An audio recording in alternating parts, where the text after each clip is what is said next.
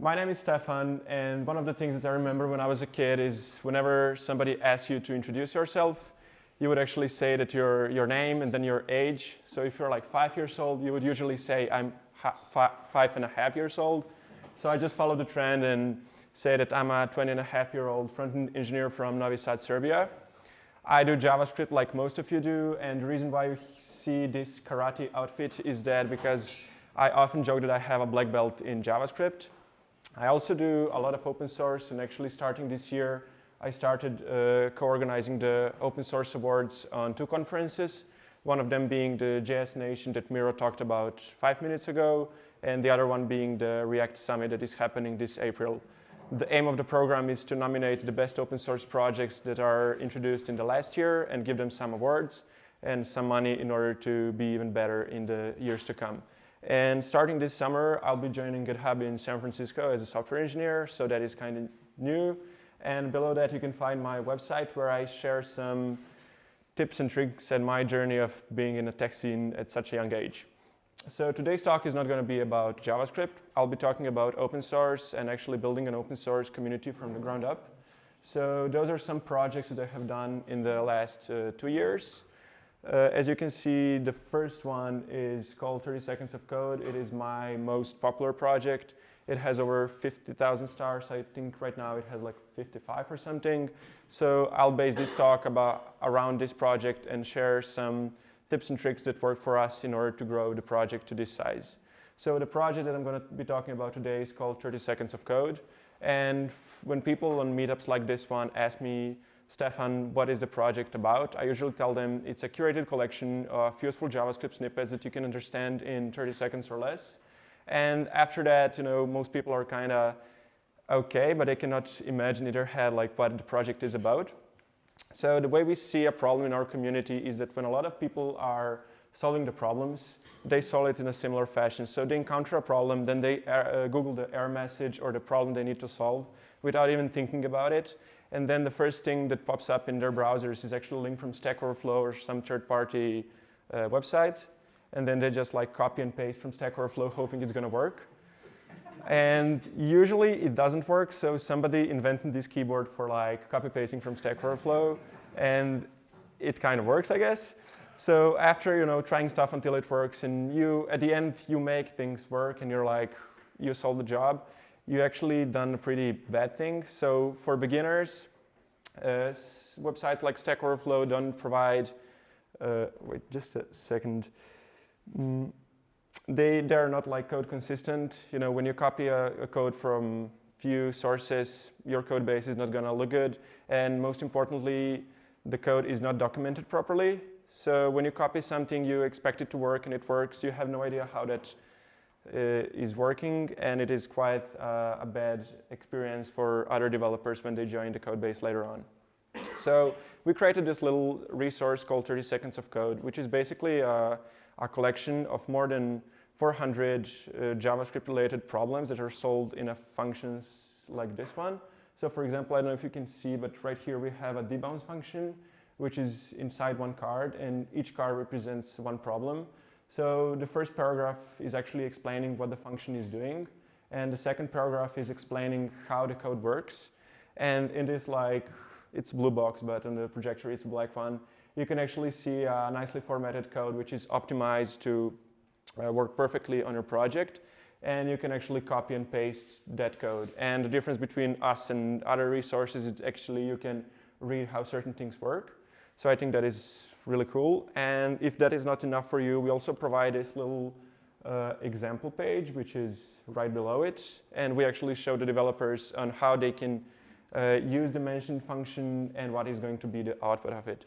So when I say we managed to make nearly 400 of those snippets. And this was us, the 200 contributors together.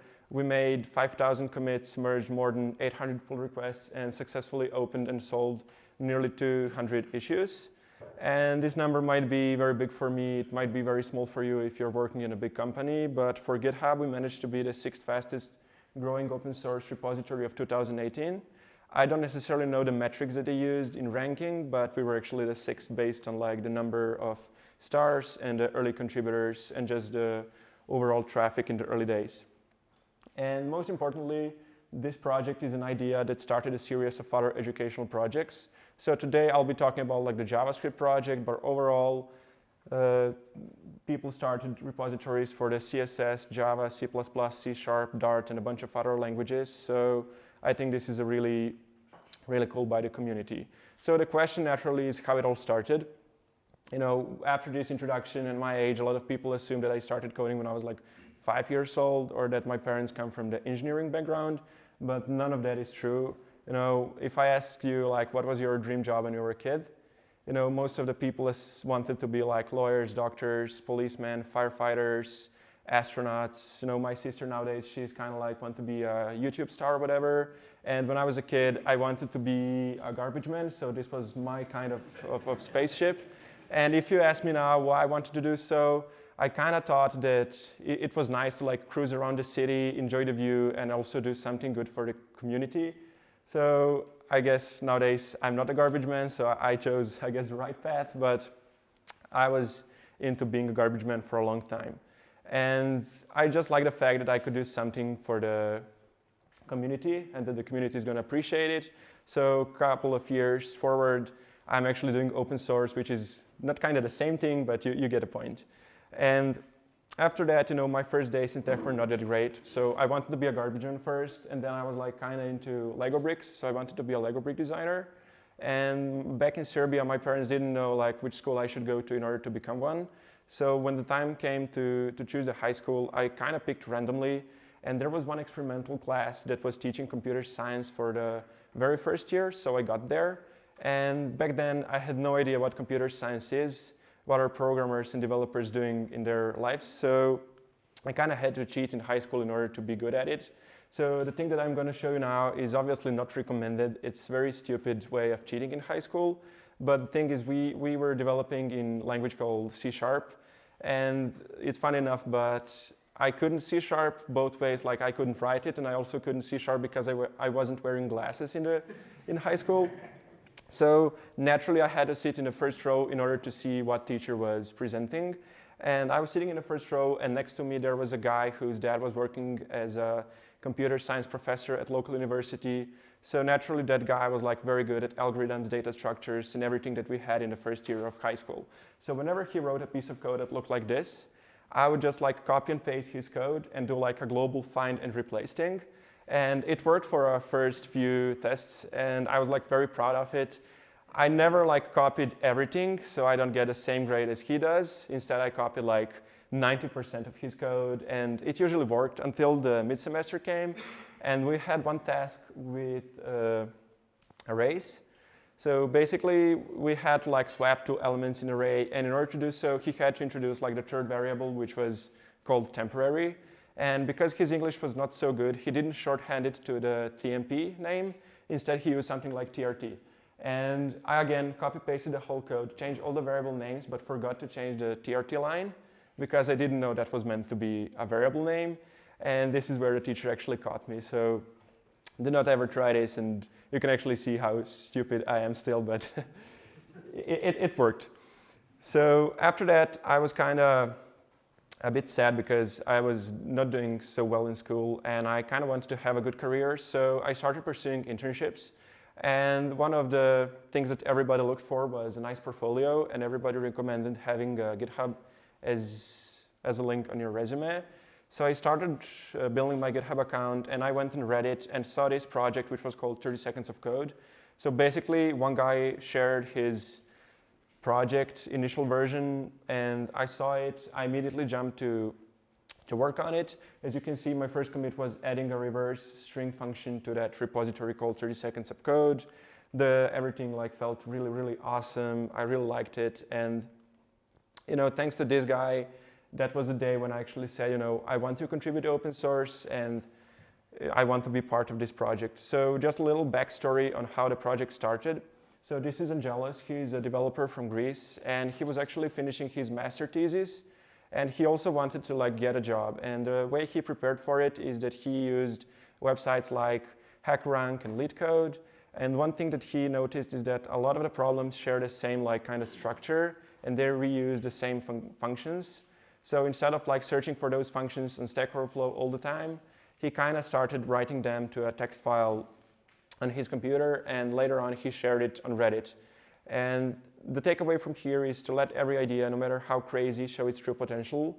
I mean, the project started as a one text file containing about 20 functions to being one of the best learning resources on GitHub, with most stars and most traffic to this date.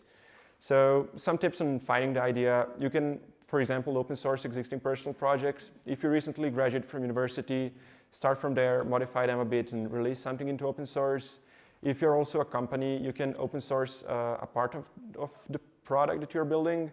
It's not smart to open source everything because you're getting fired in the same day, but if you just open source a part of it, you're going to attract a lot of developers. You're going to be seen as a good and open source friendly company. And also your hiring process is going to be much more easier because you can just like hire the people who are already contributing to your open source project. And of course, you can start something new. So for us, the next few weeks were chaos. So that Reddit post got us like 20 stars or something. And there was me, Angelos, and a few other contributors. And for some reason, one night, the project went from 20 to 2,000 stars, and everything felt like this. You can actually not see the GIF because it's poorly lit, but overall, there were like hundreds of pull requests to review, a bunch of issues. There was so many people that wanted to contribute, but we, as the maintainers, didn't know what is the future of the project going to look like because nothing was planned. And naturally, this was overwhelming for just Angelos, so he invited us to be a small team of developers working on this learning resource. And the takeaway from here is that open source is a team effort. You kind of need people to support you if you want to do big.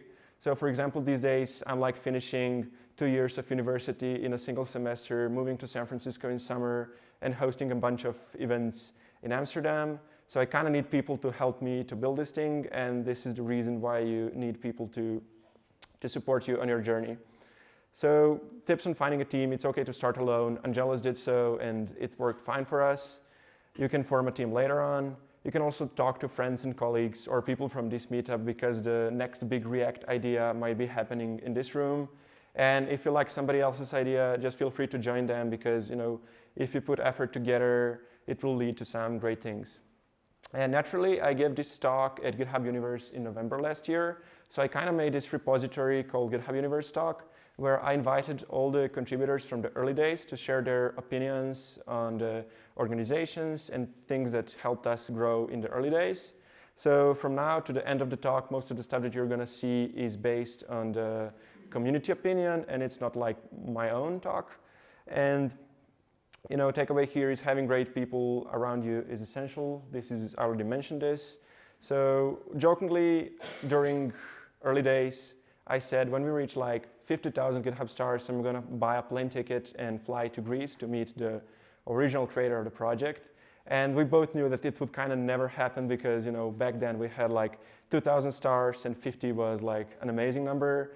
But eventually, when I was in San Francisco, we passed the 50,000 mark, and I got myself a ticket to Greece. I met Angelos and rented a huge Airbnb where we had like a 12-hour hackathon. And during the hackathon, we wanted to improve the online presence of our organization. So we built a Twitter bot. Basically, the bot is sharing JavaScript functions in every 8 hours, which are like well explained. And in the last month, it helped us gain about 650 something followers. So if you're wondering how we built one, we basically used the GitHub Actions. And the GitHub Actions fired one script every 8 hours, and that script basically launched the Puppeteer, found a random page on our website, took the picture of it, added a background image from Unsplash, and then published it via Node.js Twitter API. So this was like kind of added after the conference.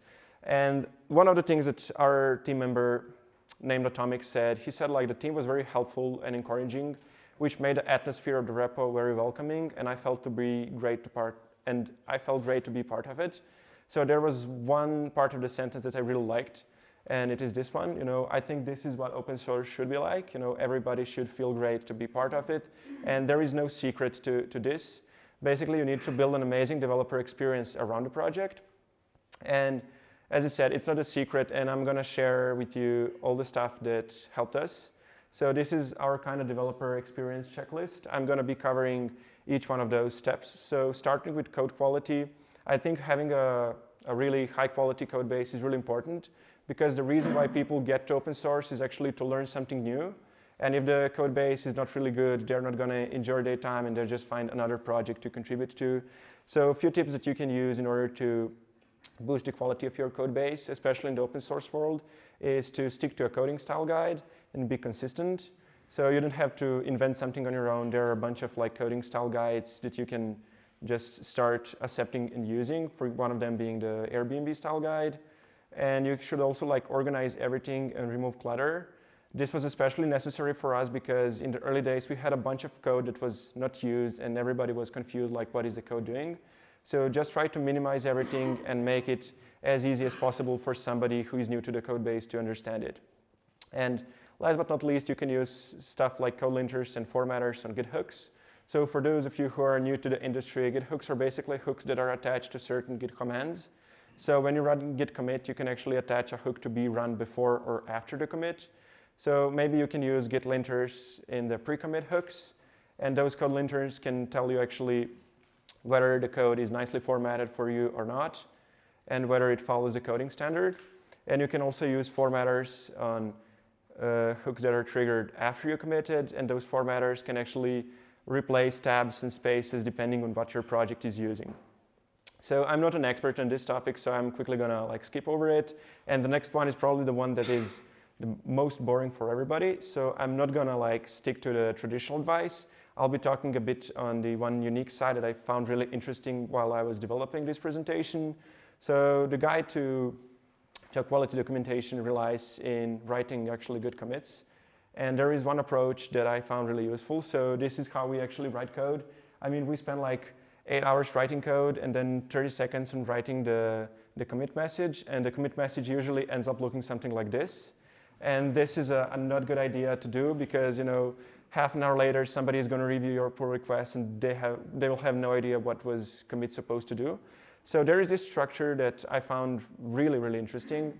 It's called telling stories through your commits. And basically the idea is that you should form your commits like the following. So if the commit is like very atomic and very small one, it should be put in one line. And that line is recommended to be like less than 50 characters because 50 characters can fit on most UIs meant for the Git versioning. So for example, it can fit inside the GitHub UI. And if the commit is a bit longer and includes a few more files, you should definitely include some longer description of what a change does, you know, if the title isn't enough. Also, you should explain, you know, why the change is being made. So one thing that I hate is when I have a file with like 50 lines and then there comes a guy who adds 100 more lines and I have no idea why he done it. It's probably like a new feature, but I kind of want to know why he done so. So the good thing is to actually explain why we're making this change and perhaps add a discussion of context or alternatives that were considered. So just imagine that you spent like so much time developing something and you put so much like research into it. You made a change. The guy next that is developing your project next is not going to know all this like discussion and what was the project about. So you should kind of tell him what was the context and things that you consider before writing the end solution.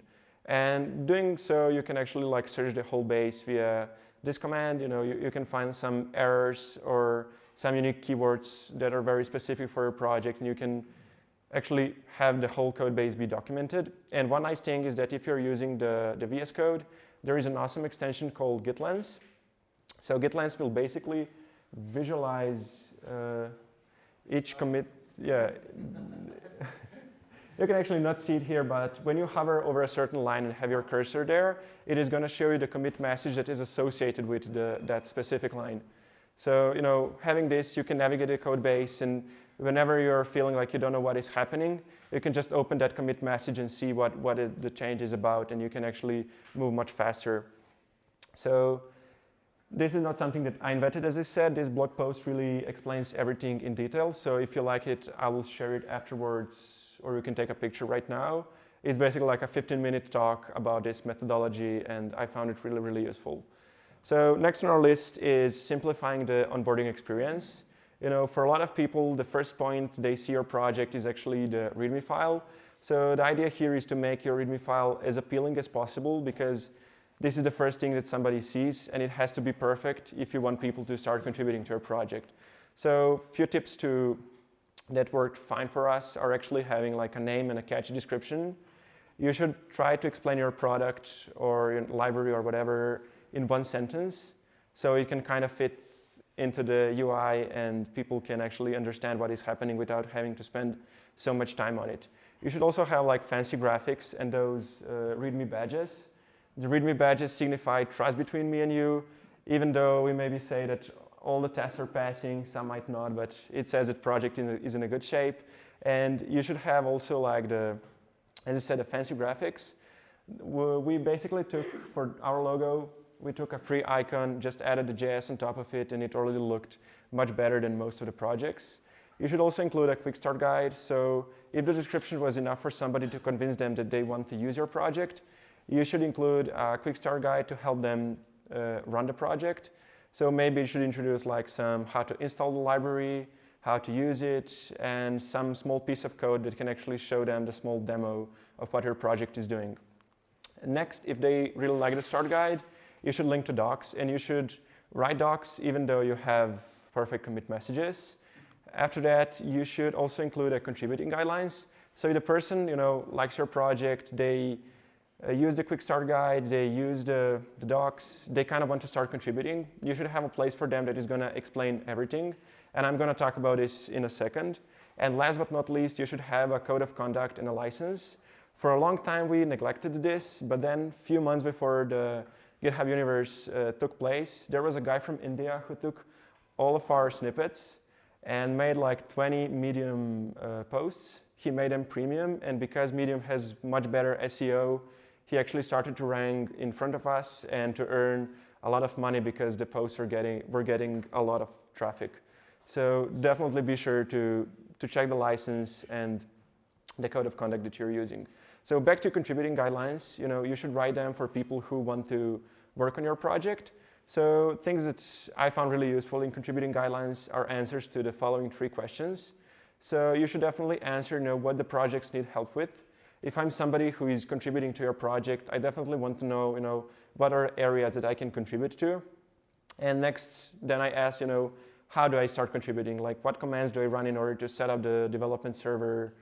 Or how do I get up and running? And last but not least, when I'm stuck, I kind of want to know who should I ask for help.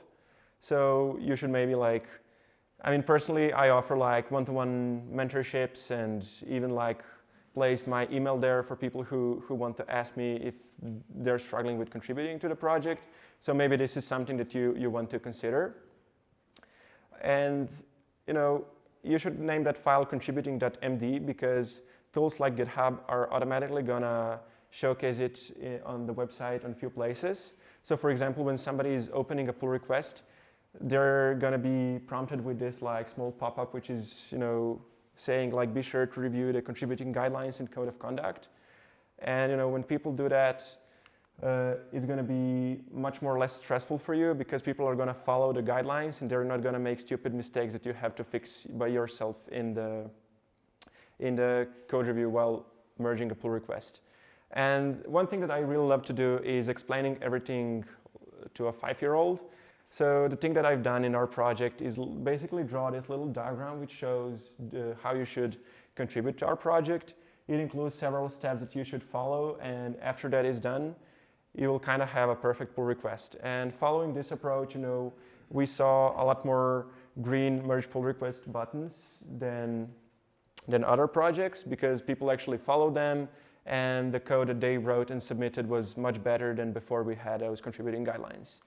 And that was enough to make the onboarding experience better. And next on our list we have welcoming first-time contributors. So first-time contributors are basically people who are experiencing the open source for the first time, and usually they come through GitHub because the GitHub is a perfect place for this. They kind of say they have 40 million users, which I'm not sure if it's true based on the numbers of developers we have, but I think it's the right place to start building your community. So most people find about GitHub as I did by searching for a job, and it said that I should have a portfolio on it. A lot of people find about GitHub through events like Hacktoberfest.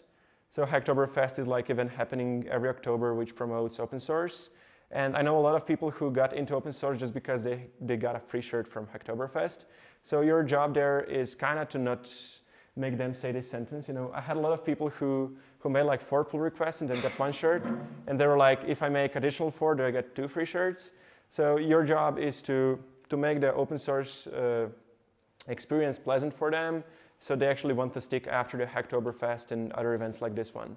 So, contributing to open source is tough on its own. Like, first of all, you need to find motivation to do so, which on its own is pretty hard thing to do. Afterwards, you need to figure out ways in which you can contribute. And a good thing to do is to mark some basic issues as good first issue, so people who are new to open source can actually open them and start from there. And good first issues are also like showcased on several websites that are promoting open source. So it is definitely a good route for your open source projects. Next, you have to like fork the repository, which is a very strange for a lot of like first-time contributors. When I started open source, like I didn't know what the term fork means, so I just like forked the repository. Then I had to make changes, which is very tough on its own when you're inexperienced developer, and then I had to open a pull request. And then there is like this quote that it takes just a bit of negativity to remove the whole motivation and the whole thing that we talked in the previous slide. So the comment section area is where you should shine. You should basically, congratulate people on starting to contribute. You should also leave some good feedback on the code they already wrote and not focus just on the bad things that don't function well. So the idea here is to be actually very nice to everybody. A few days before the conference, I had one girl from India. She wanted to start contributing to our project, and she was very interested in accessibility. So she kind of wanted to introduce accessibility section to our projects. And I guided her through one pull request, and she was very happy afterwards. We merged it. And in the following weeks to come, she basically kept adding more and more content to our website, and she really enjoyed the whole experience of being an open source contributor. So when communicating on a project, don't just use complicated language for people who didn't grow up speaking English. A lot of us don't use English as a main language, and it is very hard, even for me, when I go through a pull request and people kept using some like very strange and complicated words that make them look more professional. So just stick to basic English if you can explain something, and it's going to be a much better experience for everybody. So the idea here is to treat everybody like guests, make them feel like they're home. Everybody should have a good time in open source. And now we have like a completed developer experience checklist. And just by following these steps, we managed to be the first Learn to Code repository featured by GitHub on their website for over 2 years now. We also managed to release this project called 30 Seconds of Code, which is like a nice collection of CSS snippets that you can use to make like fancy loaders, some animations, and a bunch of CSS related stuff. We also released this project called 30 Seconds of Interviews, which was basically meant to make people prepare for the interview. We have over 150 questions with like nice answers, so you can actually learn how to prepare for the interview. This is not the end resources, but it should be enough to guide you to actually get your next job. And there is also one funny story. One guy released this website called 30 Seconds of Knowledge. It's basically, it's not a website, it's Chrome and Firefox extension, which is going to display a random card whenever you open a new tab. So when he released it, we were pretty upset because I saw it on Product Hunt. It was the trending project of the day. He was receiving like a lot of donations, and there was a lot of traffic. And he didn't even mention that he used like our code base as a resources for this. And then I kind of researched who that guy is, and it turned out the guy lives like 50 kilometers near me. So I was kind of okay with that, and we actually we actually for some time had his project in our own organization. Then he decided to step out and continue developing it on his own. But overall, it's a pretty nice resource if you want to kind of learn something new on every new tab. And you saw like our success and the numbers we achieved. And the idea is not to be anxious about numbers. The numbers of stars, issues, commits, contributors don't really matter. Because there is always going to be like one subway station that is better programmer than you are. So, it just doesn't make sense to chase the the green squares and everything. I mean, when I was starting out, I kind of like did every change in code I committed. So if it was just like a one-line change, I would commit that, and I was just chasing the green squares. So there is one quote from Jason that I really like. He said, this is a periodic reminder. Open source maintainers are doing their best to keep up with a fire hose of questions, bugs, imperfect docs, and so many other tasks that it's easy to take for granted. So please thank them and be kind to open source maintainers. Usually they only hear the bad feedback. And the last sentence is really important here. So, haters are always louder, and especially in open source world, everything to me feels like this. People just want to fight in the comment section if something is not working. So a while ago, I told you about this website called 30 Seconds of Interviews. Somebody posted that on Reddit, and one of the feedback comments was this. It was basically like a senior front-end engineer from New York City who said he was interviewing 50 front-end developers for his company, and he was betting that nobody could know answers to those questions. And the answer to that was, coming out of bootcamp in New York City, we could all answer that. So, the point here is just to forget about that and to feel great about being in open source, and kind of sticking to this sentence that I started the talk with. I'm not so good at finishing talks, and I wasn't even good at finishing essays in primary school. So I found like a perfect GIF that is going to explain what you should not be doing.